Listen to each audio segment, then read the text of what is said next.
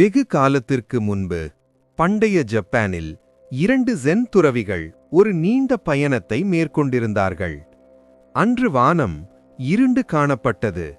பலத்த மழை பெய்து அவர்கள் நடந்து செல்லும் பாதை முழுவதும் சேரும் சகதியுமாக மாறியிருந்தது. காற்றில் ஈரமண்ணின் வாசனை வீசிக்கொண்டிருந்தது. அந்த 2 துறவிகளில் ஒருவர் மிகவும் வயதானவர், அனுபவம் வாய்ந்தவர். மற்றவர் மிக இளையவர், ஆசிரமத்தின் சட்டதிட்டங்களை மிக கடுமையாக பின்பற்றுபவர். அமைதியாக நடந்து கொண்டிருந்த அந்த இளம் துறவியின் மனதில் ஒரே ஒரு சிந்தனைதான் ஓடிக்கொண்டிருந்தது. அது அவர்கள் ஆசிரமத்தின் மிக முக்கியமான விதி. துறவிகள் பெண்களை ஏறெடுத்து பார்க்கவோ தொடவோ கூடாது. இந்த விதியை அவர் உயிரினும் மேலாக மதித்து வந்தார். சிறிது தூரம் சென்றதும் அவர்கள் ஒரு ஆற்றை கடக்க வேண்டியிருந்தது. வழக்கமாக அமைதியாக ஓடும் அந்த ஓடை மழையின் காரணமாக வெள்ளக்காடாக மாறியிருந்தது. தண்ணீர் பயங்கர வேகத்தில் கரை புரண்டு ஓடியது. அங்கே ஆற்றங்கரையில் அழகான இளம் பெண் ஒருத்தி நின்று கொண்டிருந்தாள்.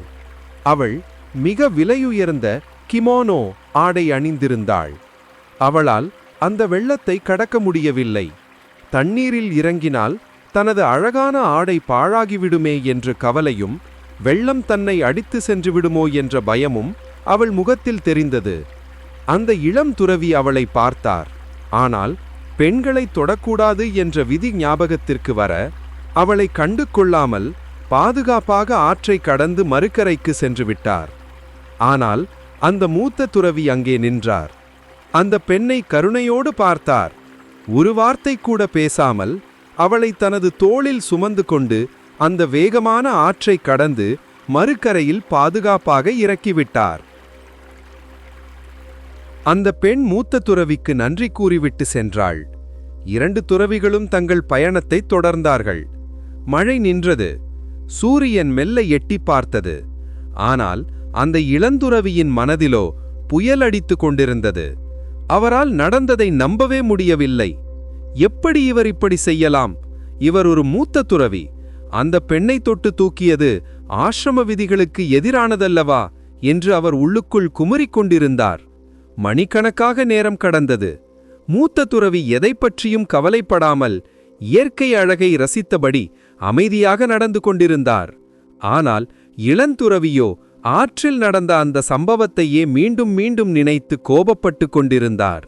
மாலை நேரம் நெருங்கியது. இனியும் பொறுக்க முடியாத அந்த இளந்துறவி கோபத்துடன் மூத்த துறவியை பார்த்து வெடித்தார். குருவே, நாம் துறவிகள். பெண்களை தொடுவது நமக்கு தடை செய்யப்பட்டுள்ளது. அது நம் ஆன்மீக வாழ்விற்கு ஆபத்தானது. ஆனால் நீங்கள் ஏன் அந்த பெண்ணை தூக்கி சுமந்தீர்கள்? விதியை மீறிவிட்டீர்களே. மூத்த துறவி மெல்ல நின்றார். அந்த இளம் துறவியை ஆழமான அன்போடும் புன்னகையோடும் பார்த்தார்.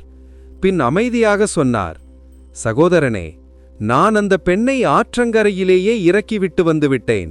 ஆனால் நீதான் அவளை இன்னும் உன் மனதில் சுமந்து கொண்டு வருகிறாய்.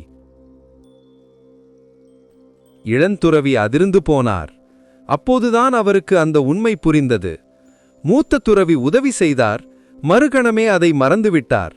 ஆனால் இளந்துறவியோ கடந்த காலத்தை நினைத்து தன் மனதிற்குள் பெரும் பாரத்தை சுமந்து கொண்டு வந்திருக்கிறார்.